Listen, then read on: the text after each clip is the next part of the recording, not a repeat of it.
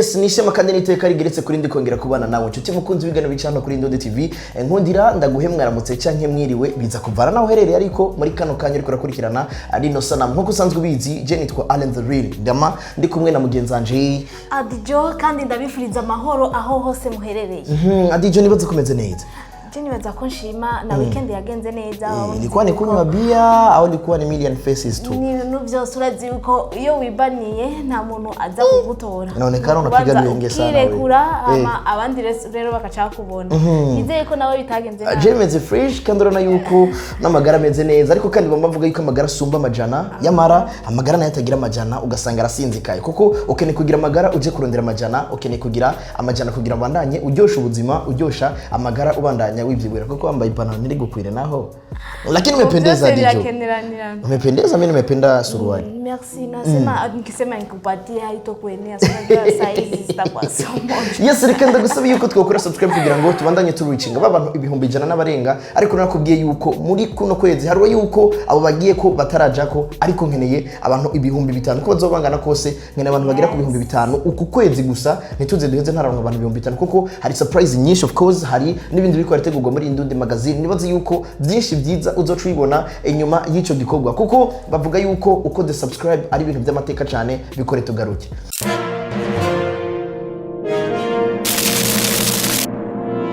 Yes, reka ndagushimire wewe wamaze gukora ijambo sabone canke subscribe canke wamaze kwiyunga mu muryango munini wa Ndonde TV. Nkuko usanzwe bizi ni Monday Superstars ni ku munsi wa mbere aho tubazana amakuru aba yagiye aravugwa hirya nino amakuru y'abaririmbyi nibaze yuko tuvuze Monday Superstars umuntu aratahura ni Monday Superstars nyene kuko hari biko biravugwa hirya nino niba abandi tweko turavuga mu kiganiro Ndonde hicio aho nohera kuri no nkuru ya Laurette Tetero. Laurette Tetero numwe mu bakobwa nibaze yuko ukoze pre-music cyangwa yitwara deja umaze kuva mu bapcoming kuduga kwitwa umustar. Laurette Tetero niwe inyuma yo gusohora akaririmbo kiwe akaririmbo ubona yuko Maman arakaririmbo kafashe karafata mu bantu bamwe baravuga ati akaririmbo kameze neza akaririmbo kanditse neza aheruka gushira ahabona iyindi ndirimbo yitwa Burundi bwanje inyuma y'Burundi bwanje ubona yuko bamwe bagiye baravuga amajambo nka Monsieur Ambassadeur Nyamitwe abandi bakavuga ati hari akantu yihenzemwo gukoresha bati yari gukoresha uti kuko yavuze ati genda ubwira amahanga bati urumva nibaze yuko ari kintu bameze nk'abakebura namwe ariko ikirundi cyacu cyagiye kiragora hari amamoto uvuga ugasanga aragoye ariko nizere yuko Laurette Tetero inyuma yo gukora Maman hama akaba yazanye Burundi bwanje ari gwa rutonde nyene ariko araza akora kandi ubona yuko ari kazana amasanamu wa Dijo sinzi yuko ubona ino speed y'uno mwana agarukanye muri kino gihe. Nizere yuko abariko baramukurikirana cyane Laurette aratandukanye n'abandi bose batwaye ama music ari abatwara ama music ugasanga ntibasubiye kuboneka mugako bwa Laurette urabona yuko na album yiwe yatwemere ko agira ayirekure uretse yuko mu gutwara iyo music yaririmba indirimbo nyinshi ziri mu byongereza cyangwa igifaransa mugabo urabona ko ubu ariko arakoresha ikirundi akundwe na barundi nyene. Yes, biciye kuri management ya Tetero canke Boris Evrard kuva mu gihugu ca Canada yitwa Boris Evrard muco w'intore yashize kuri statut imwe muri izo ndirimbo ziwe za Laurette havuga ati ikirundi kimeze neza uboneka yuko irya mbere umuririmbyi yemeye yuko indirimbo atari we yanditse bagashira ko n'umwanditsi w'indirimbo aho ubona yuko yanditswe na Niyuhire Jean Claude canke bamwita Falasha nibaze yuko ari umugwi ndangakaranga amagaba urabona yuko ari kirundi kimeze neza ariko kandi yamaze gushira kuri statut yiwe yashize ko video y'umuririmbyi kazi Monia Fleur ubona yuko yaciye yandika amajambo agira ati tumufate tumushire hamwe n'undi mwana biboneka yuko nimba management ya Tetero kiriyumvira gufata uwo mwana kumushira hagati hamwe n'undi mwana no kuvuga bashaka gufata Monia Fleur bamushire hamwe na Laurette Tetero. Je nibaza yuko yaba Laurette Tetero yaba Monia Fleur ni bamwe mu bakobwa bafite ijwi ryiza nimba management y'ishaka yaba Tetero ishaka kumufata canke Boris Evrard ashaka kumufata nibaza yuko ari bya bindi tutaba tugiye kubona muri rimwe agiye kujyama ariko bino ntibikunze kuba iyatama jambo ahari hagati y'abantu babiri kuko uribuka ababikoda badukurikirana last time mvuga nti umwanya dushobora kubona Tetero ajya muri Rockstone Kingdom canke bafatanya ibikorwa na Rockstone Kingdom mu nyuma tubona indirimbo nyemerera iri ku rubuga rwa Rockstone Kingdom ubona yuko ari imwe mu ndirimbo yari yanditse neza ariko kandi ide yari yazanye Sajwise yarasanzwe arongoye Rockstone Kingdom n'ubigihari ariko ndiko ndavuga nti mbega n'ivyukuri Monia Fleur bagomba kumushira hamwe na Laurette Tetero mbega inyungu zo bari zahe muri commentaire.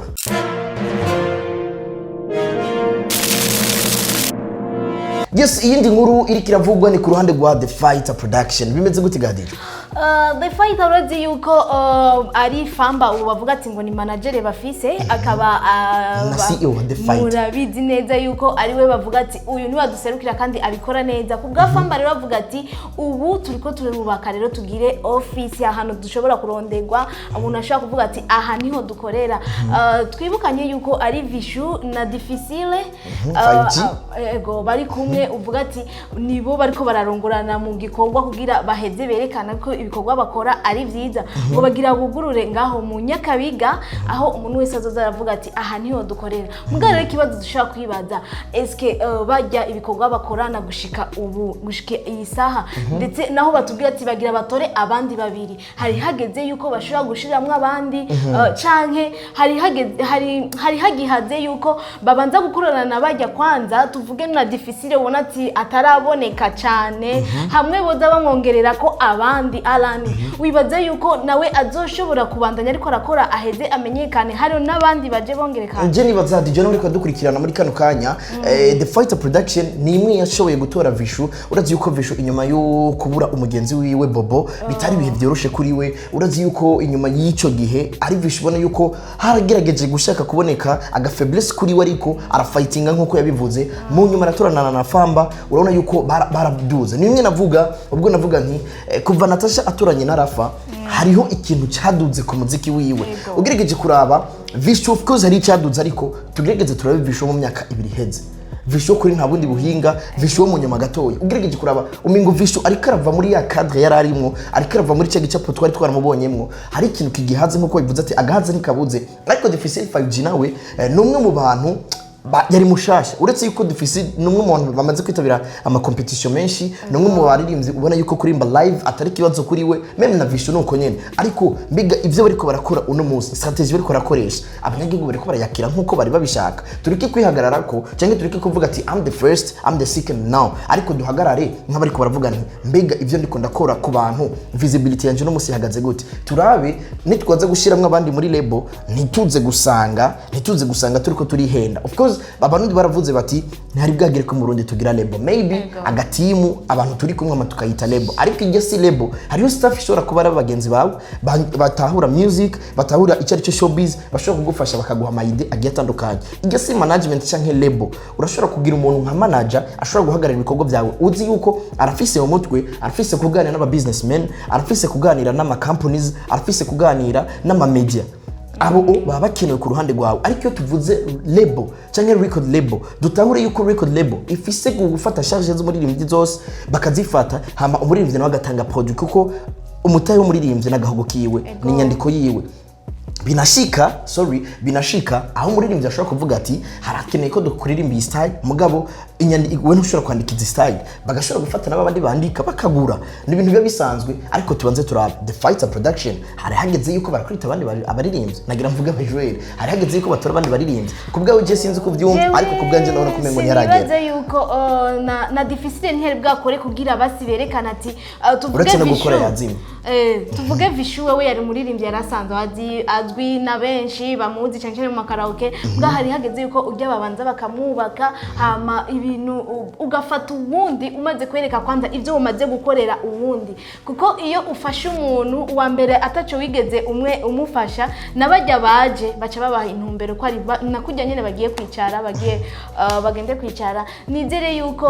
ari ibintu tuzoguma tubatohoreza mu bikorwa byabo ntidushobora kubabuza ivyo bo bariko barapanga binashobotse tukarondera Famba kugira ngo tumaze ibinabiriya kubijanye na Vishu ndetse na The Fighter Production muri rusange ivyo bariko barategura ntituri bibabuze mugabo urazi yuko ari akagohe tuba tuvunira umuntu kugira arabe yuko ivyo akora biheza bikagira ico nawe ariko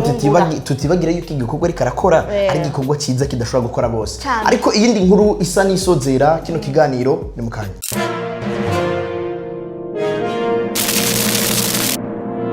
Yes, iyindi nkuru ikisa n'isozera kino kiganiro uno munsi ni kiganiro gigufi niko bimeze ni Monday Superstars Adijo nibaze yuko ivyari ko biravugwa muri Bantu Bwoy ahari hari amakenga nibaze yuko ari bimwe mu bintu nagumye ngerageza gutohoza ariko ino screenshot nagerageje kuyibika ndayizigama kugira ngo abakunzi b'ikiganiro Monday Superstars baze bamenye biriko biraba even bigiteye amakenga ariko twarigerageje kubona inkuru nyinshi zemeze yuko umuririmbyi Dramati wa Bantu Bwoy umuririmbyi atarakora igikorwa na kimwe muri Bantu Bwoy uretse collab y'abaririmbyi bose ba Bantu Bwoy ashobora kubonekamwo, even ubona yuko umengo hari ibikorwa byinshi yarafise imbere yuko yinjira muri Bantu Bwoy ariko bitigeze biba released, kandi bari baravuze ati Mukiganiro twakoranye na Big Fizzo yavuze ati Dramati n'umuririmbyi abishoboye kandi abizi, umuririmbyi mwiza azi style nyinshi, vuba cyane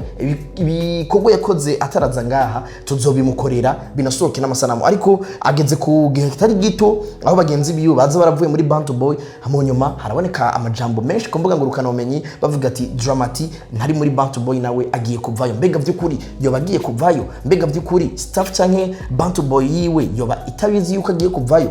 Umuco ntawe turatora, ariko ugerageje kuraba hano hari ino post Edith canke Kimana Shiteni yanditse, ni manager wa Bantu Bwoy, aho yanditse agira ati ndaza gusoma kano kantu kugira ngo tuze gutahuzanya. Yanditse agira ati natwe turisabiye amakuru bahora batangaza y'aba artiste ataruhusha bahawe muri Hit Connection